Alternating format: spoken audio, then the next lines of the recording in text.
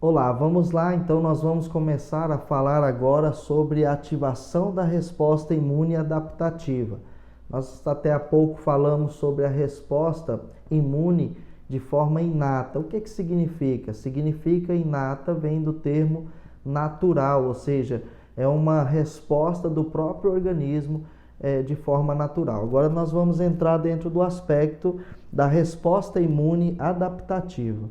Bom, no local da infecção existem células dendríticas que capturam vírus e antígenos, entram nos vasos linfáticos e migram em direção ao linfonodo mais próximo para apresentar esses componentes para os linfócitos T. As células dendríticas são denominadas células apresentadoras de antígenos. E existem dois tipos de linfócitos, os auxiliares e os citotóxicos, cada um com uma função diferente que veremos adiante. Cada linfócito é específico para um tipo de antígenos. Eles ficam armazenados no linfonodos e no baço, aguardando a entrada do antígeno no corpo. Quando as células dendríticas apresentam o antígeno para os linfócitos, eles se ativam, iniciando a resposta imune adaptativa. Então, nós falamos aqui sobre as células apresentadoras de antígenos. O que significa isso? Bom, aqui são as células dendríticas, né? Representada aqui através desse desenho. Imagina que o vírus esteja aqui e vai haver o englobamento desse vírus. Essa célula dendrítica, ela vai... o antígeno do vírus, ele entra dentro dessa célula apresentadora desse antígeno. Então, há um processamento do antígeno, ou seja, há um acontecimento dentro dessa célula dendrítica e ela vai e apresenta ao linfócito T esse antígeno. Então, esse é o processo, né? Aqui tem até uma brincadeirinha. Como a célula dendrítica chegando aqui diante do linfócito T e falando, ó, tem uma encomenda para você. Ou seja, é o tipo de célula que tem o objetivo, a responsabilidade, a função de ser uma célula apresentadora. Ela que vai chegar e vai falar, olha, aqui está o antígeno, tá? Então, a célula dendrítica, ela tem essa função de apresentar ali o micro-organismo, né? Qual seja ele, aqui no caso representado pelo vírus, para um linfócito T, ativando esse linfócito T com aquela representatividade daquele tipo de antígeno. Essa resposta é a segunda linha de ação que nosso corpo tem para responder à entrada de um antígeno. Essa resposta também pode ser chamada de resposta imune adquirida ou específica. Recebe esse nome porque essa resposta é a imunidade que o indivíduo desenvolve após ter tido contato com o antígeno, tá? Então, aqui nós temos a figura do linfócito T, aqui nós temos a figura do linfócito B, né? Participam dessa resposta os linfócitos T e o linfócito B. O linfócito B, eles são produzidos através da medula óssea, enquanto que os linfócitos T são produzidos também na medula óssea e em seguida migram para o timo, onde então se tornam maduros e funcionais. Temos cerca de 1 trilhão de cada uma dessas células no nosso corpo, cada uma específica para um tipo de antígeno. Por esta razão, essa resposta é uma resposta específica a um determinado antígeno. Para ficar mais fácil para você entender, por exemplo, existem vários antígenos, existem vários tipos de micro-organismos.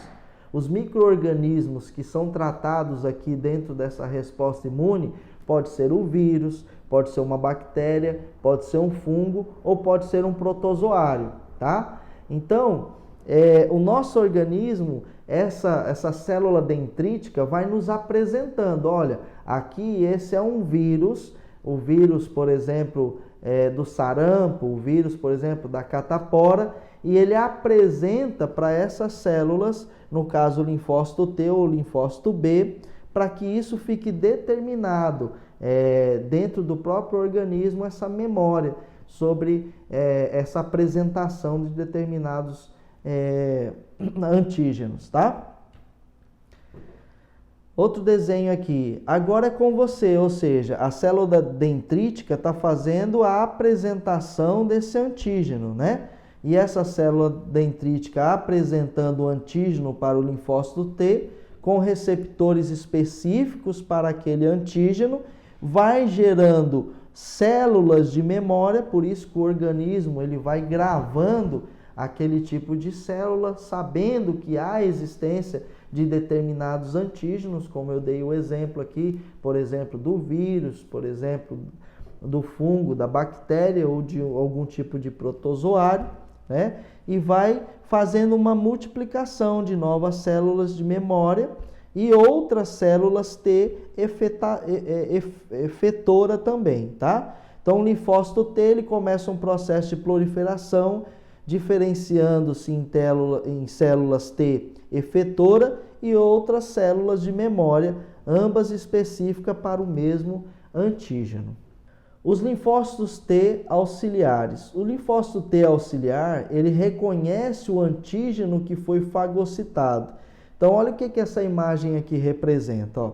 Aqui está o macrófago, né, que vai fazer o englobamento desse antígeno, ou seja, vai colocar para dentro, ao processamento do antígeno e a apresentação do antígeno para esse linfócito T auxiliar, tá? Então, o linfócito T auxiliar reconhecendo esse antígeno apresentado por um macrófago.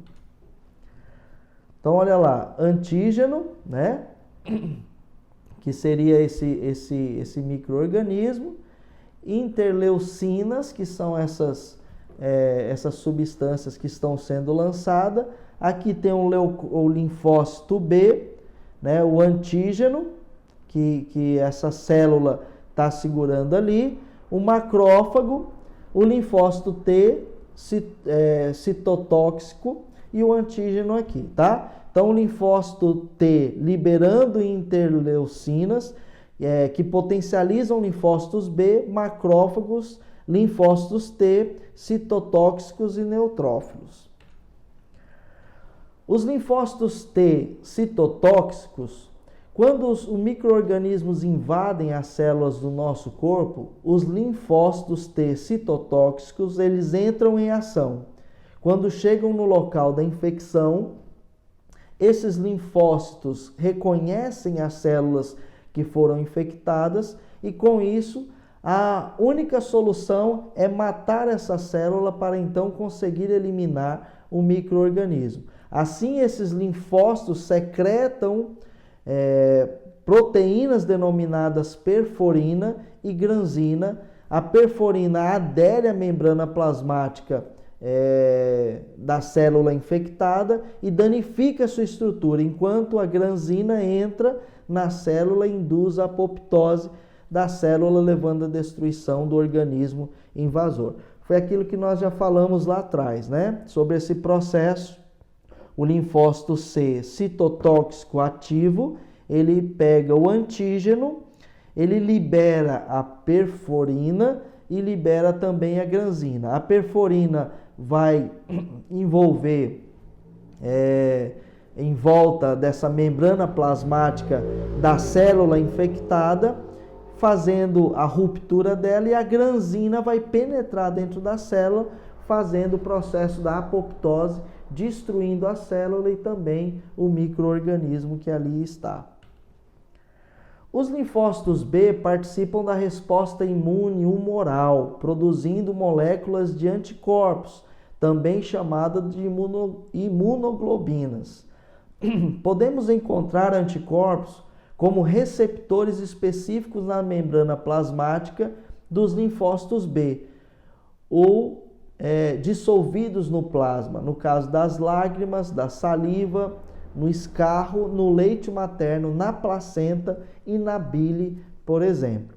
Cada linfócito B tem anticorpos específicos para um tipo de antígenos, ou seja, tem um determinado linfócito e ele vai ter um antígeno, né? Para cada antígeno ele vai ter um anticorpo específico para poder estar combatendo aquele antígeno, aquele micro-organismo.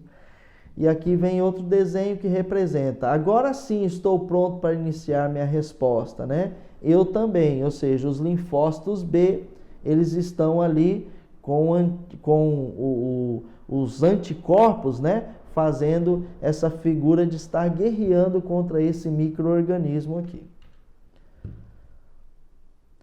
Bom, aqui é a figura dos plasmócitos. O que são esses plasmócitos? São essas células do linfócito B que elas começam a liberar anticorpos no organismo e que são células que são replicadas, assim como também células de memória, que vai fazendo com que o organismo, pelo fato de ter identificado esses antígenos, ele se torne sabedor daquele tipo de antígeno ou micro-organismo que já foi afetado por uma vez o organismo. Os milhões de plasmócitos secretam bilhões de anticorpos no sangue.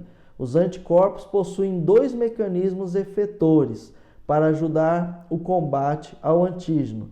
O primeiro mecanismo é chamado de neutralização, em que os anticorpos se ligam ao redor de todo o micro-organismo, neutralizando, atrapalhando as suas funções, como a reprodução e a locomoção. Então aqui nós temos a figura de um vírus, onde esses anticorpos eles acabam neutralizando a ação do vírus na sua replicação, na sua reprodução e na sua locomoção também. Nós estudamos lá em virologia que o vírus é até considerado um corpo não vivo, né? Um ser não vivo, pelo fato dele que ele necessita de uma célula hospedeira para que ele faça esse processo de replicação. Ou seja, ele fica vagando dentro do organismo, procurando uma célula para que ele possa adentrar e ali fazer a sua replicação, tá? Então, esse anticorpo, ele vai fazer com que essas células virais, esse micro-organismo viral, ele se torne inativo, né? Na sua reprodução e na sua locomoção. Pode ocorrer também a neutralização de toxinas, tornando-se inativa, como é o caso do veneno de cobra, que neutralizados pelos anticorpos presentes no soro, tá? Então, no caso, por exemplo, da picada de cobra, você administra a própria toxina, né? O próprio veneno feito em laboratório, assim como a gente vai ver aqui em seguida, ele vai neutralizar essa ação das toxinas que foram introduzidas no organismo. No segundo mecanismo de ação dos anticorpos, eles agem como sinalizadores, marcando o alvo para que os macrófagos e os neutrófilos possam fagocitar e destruir mais rapidamente o alvo, acelerando toda a reação.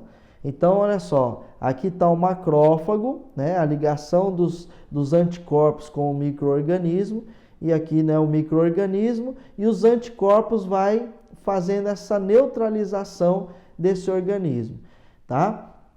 Depois, a ligação dos anticorpos com o macrófago, ou seja, os anticorpos ficaram aderidos ali em volta do micro-organismo, aí o macrófago vem e faz a ligação com ele. E aí começa o processo de fagocitose desse micro-organismo, ou seja, o macrófago começa a colocar para dentro, ingerir esse micro-organismo, e esse micro-organismo ele é fagocitado pelo macrófago, sendo totalmente destruído a partir desse processo completo que é a fagocitose, como nós vimos também já anteriormente. Bom, célula B de memória, célula T de memória, o micro-organismo.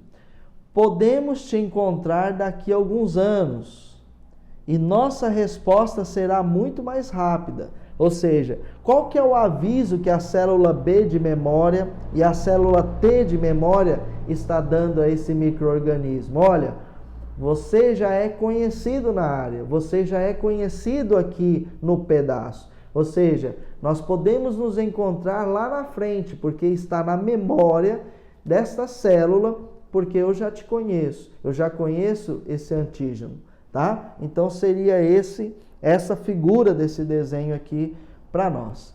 Bom, eu queria trazer aqui também as curiosidades, né, que a apostila nos traz, que fala sobre as vacinas e também fala sobre os soros, né? No caso das vacinas, as vacinas possuem antígenos não patogênicos de micro-organismos, ou seja, os micro-organismos não é capaz de provocar a doença, mas os antígenos estimulam o desenvolvimento de linfócitos efetores e de memória. Em um segundo contato com o mesmo antígeno, como vimos na memória imunológica, responderá mais rapidamente e de forma mais eficiente, combatendo o micro-organismo, antes mesmo dele se instalar no organismo. Esse tipo de imunidade é conhecido como imunidade ativa induzida artificialmente e tem o objetivo a prevenção, tá? Então esse é o conceito de vacina e essa é a sua função, é o seu objetivo. Falando sobre soros, os soros já são os próprios anticorpos prontos para combater um determinado antígeno. Esses anticorpos, eles reconhecem o antígeno e ativam o sistema imunológico. Como o indivíduo já recebe o anticorpo pronto, este tipo de imunidade é conhecido como imunidade passiva adquirida artificialmente e tem como objetivo a cura imediata, como, por exemplo, é o tipo de imunidade que podemos citar a utilização do soro no caso antiofídico, que é aplicado ao paciente que foi picado por uma cobra. Como o corpo deste paciente recebeu uma quantidade considerável de antígeno, ou seja, do veneno, este antígeno tem que ser logo combatido e aplicado então o soro, que já possui os anticorpos prontos para combater esse antígeno. Ok? Então, nós finalizamos aqui o nosso módulo, né? Eu acredito que você fará bastante proveito em relação a este curso, em relação a estes estudos que nós estamos fazendo, além de acrescentar para a podologia, para o tratamento de verruga plantar em específico, eu acredito também que tem te ensinado bastante para a sua vida particular, para a sua vida pessoal. E no próximo módulo nós vamos falar sobre tipos de verruga. Nós vamos estudar especificamente sobre verruga plantar, mas vamos entender também e falar sobre os outros tipos de verruga, suas características, tá? Vamos falar exclusivamente também dentro desse aspecto dos tipos de verrugas plantares sobre o HPV, né? Que é o agente etiológico da verruga plantar. Nós vamos entrar dentro desse assunto no próximo módulo, tá? E nós nos encontramos lá então para falar sobre tipos de verruga. Um grande abraço e até o próximo módulo.